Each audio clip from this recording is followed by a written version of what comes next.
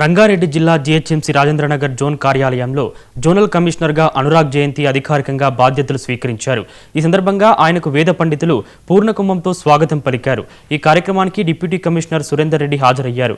Rajendranagar zone అభివృద్ధిపై ప్రత్యేక దృష్టి సారిస్తామని అనురాగ్ జయంతి చెప్పారు.